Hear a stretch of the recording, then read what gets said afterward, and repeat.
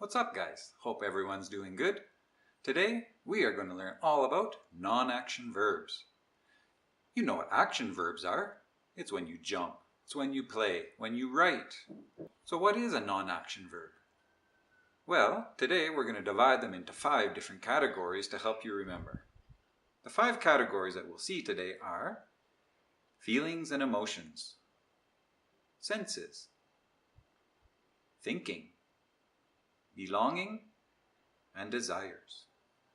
If this is your first time coming to this channel, check it out. I've done lots of different things to help you learn English.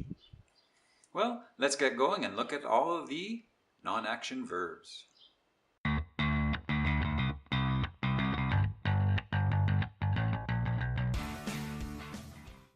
So why do we have to know what an action verb and a non-action verb are?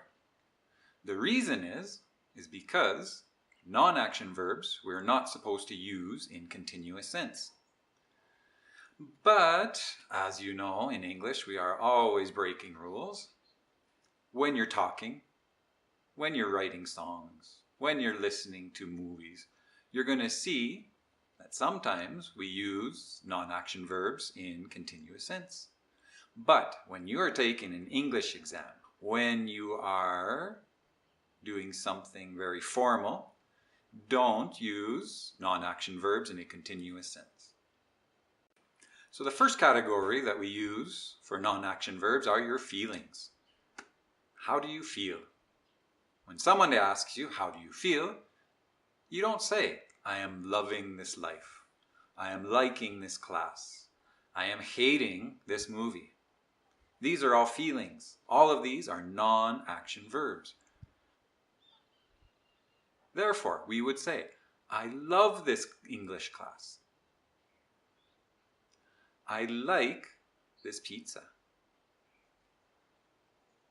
I hate this movie. The next category of non-action verbs are your senses. What are your senses? I can see, I hear, I taste, I smell, and I touch. So let's imagine that we go to the beach. Nothing better than going to the beach. And while we're at the beach, we can use our 5 different senses. So, I see the beautiful people.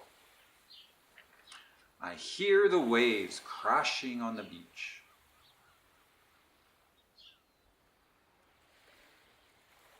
I feel the mist on my face. I can smell the barbecue from far away. I can almost taste the fresh fish in my mouth. So the next category is thinking. These aren't things that we can do actions with. These are non-action verbs that are happening in our brain, in our mind. So for example, I can forget something, or I can remember something. I know something, or I can understand something, or I can imagine. I'm still imagining being at the beach. That's a good idea.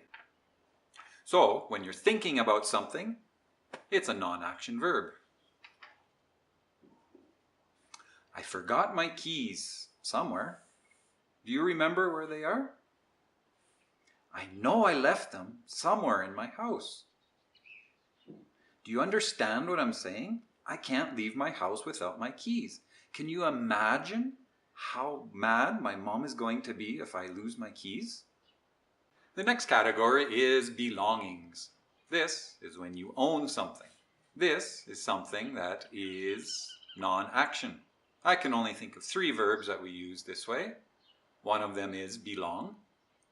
This car belongs to me. Have. My family has a cabin in the woods. Or own. I own 3 cell phones, but 2 of them don't work. Our last category are the desires. You can think of these as feelings, Or you could think of them as thoughts in your head. But we're going to give them their own category as desires. 3 of these could be need, want, or wish. I wish I had a new cell phone. I want a new car. I need more money so I can buy some food.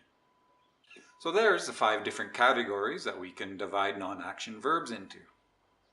The most important thing to remember is no continuous tenses with non-action verbs. Did you enjoy this video? If you have, hit that like button, and while you're at it, subscribe if you haven't already. I release new videos every week covering all the different levels: beginners, intermediates, advanced, everything to help you learn English. For ESL Success, I'm Kevin, and I'll see you guys next time.